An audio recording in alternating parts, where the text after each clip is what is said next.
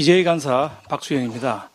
어제 국회에 출석한 국무총리와 산업부 장관 그리고 대통령실 정책실장 등은 모두 관세협상 MOU는 조약과 달리 법적 구속력이 없어 국회 비준동의 대상이 아니라고 주장했습니다.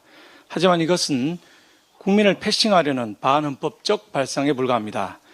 우리 헌법 제60조는 국회는 국가나 국민에게 중대한 재정적 부담을 지우는 조약 또는 입법사항에 관한 조약의 체결 비준에 대한 동의권을 가진다고 규정하고 있습니다.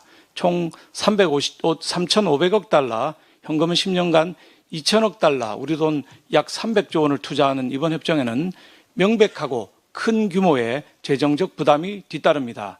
정부에서 관련 특별법을 만든다고도 합니다. 헌법이 규정한 국회 비준 동의가 분명히 필요한 사항입니다. 헌법재판소도 같은 결정을 한 바 있습니다.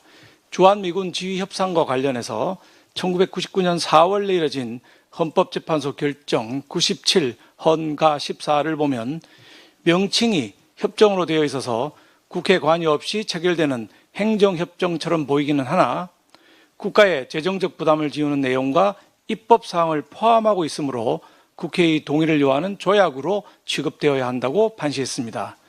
국가기관과 헌법학자들도 같은 의견입니다. 국회 예산정책처는 국가와 국민의 재정적 부담을 초래하는 측면이 있기 때문에 국회 비준 동의를 거치는 방안을 검토할 필요가 있다고 했고, 장영수 고대 법학전문대학원 교수, 최원목 이대 법학전문대학원 교수 등도 이번 합의는 국제법상 권리와 의무를 창출하는 미국과의 투자 약속이기 때문에 국회 비준 동의가 먼저 이루어져야 한다. 재정 부담과 입법사항, 주권 제약을 수반하기 때문에 비준 동의 없이 정치적 합의로만 처리한다면 위헌이 될 것이다 라고 밝혔습니다. 더불어민주당과 구윤철 경제부총리도 사실 10월 13일 기재부 국정감사에서 비준 동의의 필요성을 역설한 바 있습니다. 당시 판례를 보시면 관세협상은 국회 동의가 필요하고 관련한 법적 근거도 있고 특히 외환보유고를 투자하려면 국회 동의가 있어야 한다라고 하는 더불어민주당 의원들의 계속된 질의에 구 부총리는 모두 공감한다면서 국회와 국민에게 소상히 보고하겠다고 약속까지 한 바 있습니다. 그런데 왜 이제 와서 말을 바꾸는 것입니까? 이재명 대통령의 반헌법적 지시에 따르는 것입니까?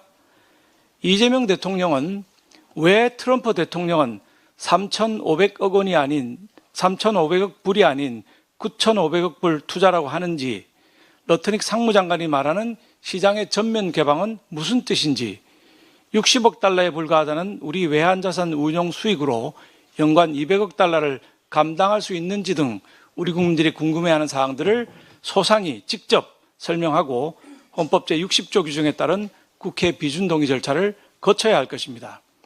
정부 여당은 속도전을 주장하지만은 정작 트럼프 대통령 만날 기회를 수차례 걷어차고 늑장 대응하면서 기업 피해를 외면하다가 졸속 협상을 진행한 장본인은 바로 이재명 대통령입니다.